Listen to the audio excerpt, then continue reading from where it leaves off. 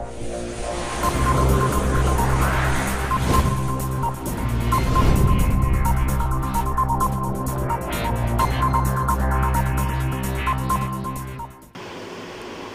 Friends, मैकमीनिया fori channel में आपका स्वागत है। तो दोस्तों, आज की वीडियो में हम कुछ इंटरव्यू से संबंधित कुछ प्रश्न को देखेंगे जो आईटीआई फिटर के इंटरव्यू के लिए वेरी इंपॉर्टेंट प्रश्न हैं।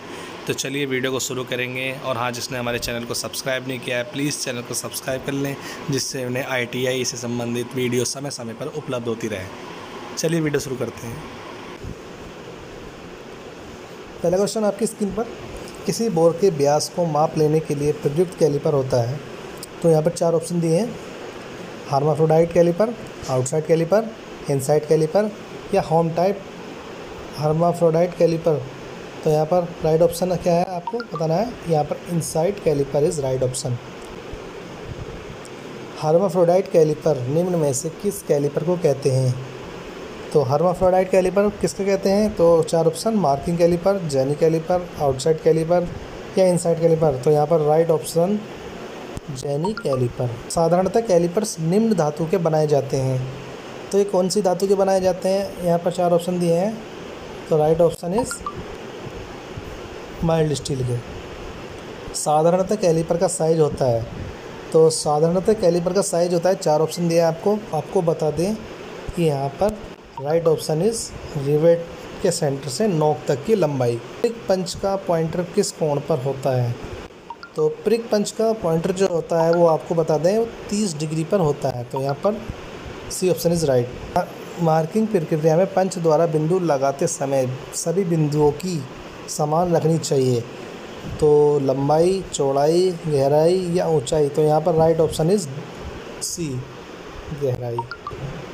7वां प्रश्न, सॉलिड पंच का प्रयोग किया जाता है। तो ब्लैक स्मिथ निम्न में से किसके द्वारा स्थायी मार्किंग का कार्य संपन्न किया जाता है।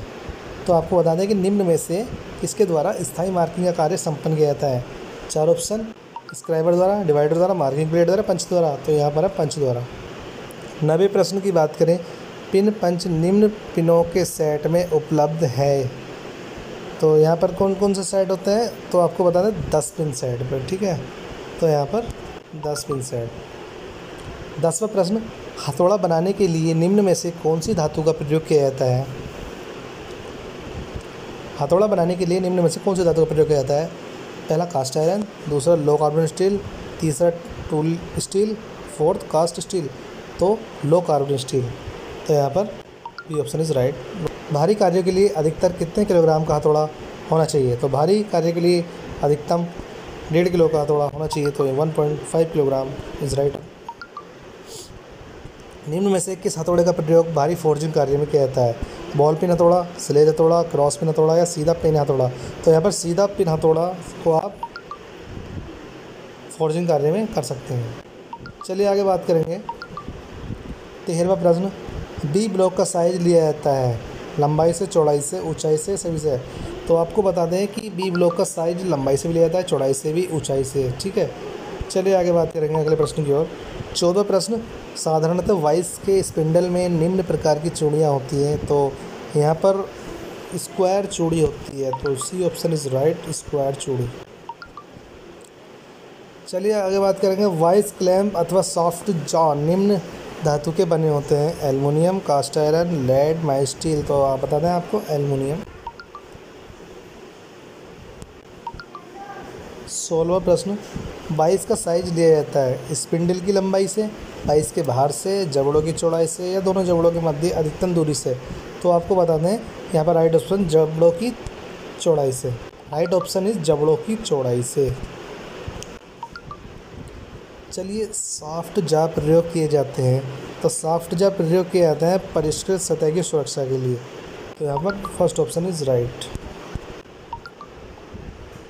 चलिए 18वें प्रश्न की ओर चलते हैं। तो बेलनाकार कार्यखंड सिलेंड्रिकल जॉब को पकड़ने के लिए प्रयुक्त वाइस होती है। तो आपको बता दें यहाँ कॉम्बिनेशन बेंच वाइस का हम प्रयोग करते हैं। तो डी ऑप्शन इज राइट। 19वां प्रश्न, तैयार माल को वाइस में पकड़ते समय प्रयोग करते हैं। तो यहाँ पर fourth option is right, soft जा।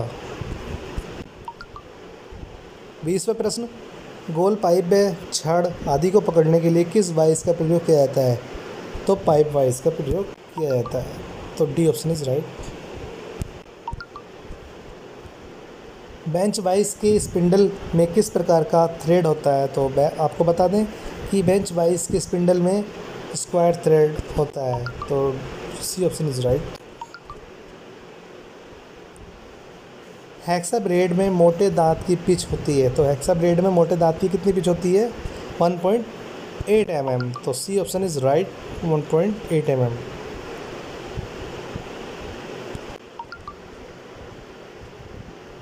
21वां प्रश्न, ठोस पीतल को काटने के लिए हेक्सा ब्लेड की उचित पिच होती है। तो ठोस पीतल को काटने के लिए हेक्सा ब्लेड की उचित पिच जो होती है वो होती है 0.8 mm। तो डी ऑप्शन इज राइट।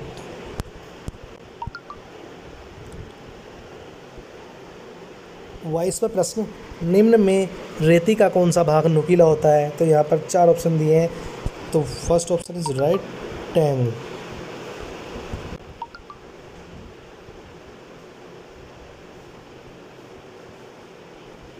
23वां प्रश्न, रेती का चपटा भाग जिसमें कटाई दांते बने होते हैं वो कहलाता है?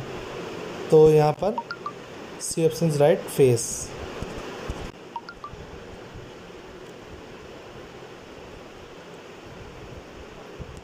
ड्रा रेती के लिए कौन सी रेती प्रयोग की जाती है? ड्रा रेती के लिए कौन सी रेती प्रयोग की जाती है? तो यहाँ पर है पिलर रेती। पिलर रेती इज राइट ऑप्शन।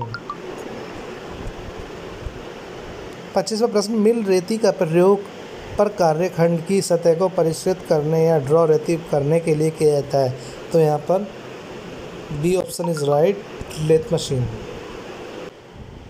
आज की वीडियो में इतना ही। चलिए फ्रेंड, जिसने हमारे चैनल को सब्सक्राइब नहीं किया प्लीज़ चैनल को सब्सक्राइब करें और वीडियो को लाइक करें।